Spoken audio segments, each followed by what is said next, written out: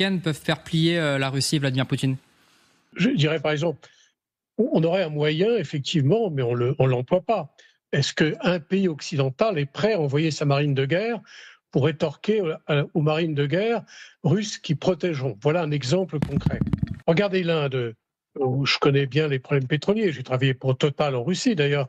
L'Inde a dit que, nonobstant les taxes de 25%, ils continueront à acheter. Les États-Unis ne peuvent pas perdre l'Inde, ou autrement, vis-à-vis de la Chine, vis-à-vis de l'endiguement. Donc il y a peu de leviers, sauf si on emploie la force, ou personne n'en a parlé, mais on hésite, c'est-à-dire on saisit les avoirs.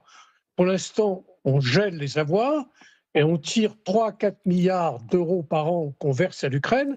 Si on saisissait le reliquat, c'est-à-dire environ 230 milliards d'euros à la Russie, effectivement, on aurait un trésor de guerre à avoir pour financer et reconstruire l'Ukraine.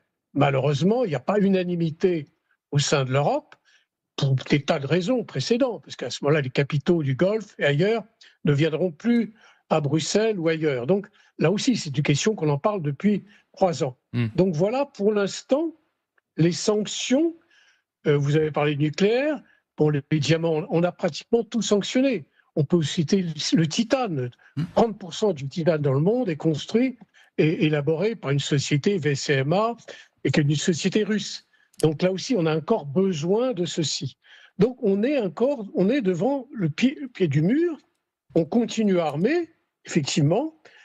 Ce que Poutine veut, et malheureusement ça n'a pas marché, c'est-à-dire s'asseoir autour d'une table en écartant provisoirement Zelensky et se mettre autour d'une table. On croyait que c'était possible après l'arrivée de Trump. Donc effectivement, on a épuisé un petit peu pour l'instant notre arsenal de sanctions. Ouais. Il faudra bien passer à quelque chose d'autre.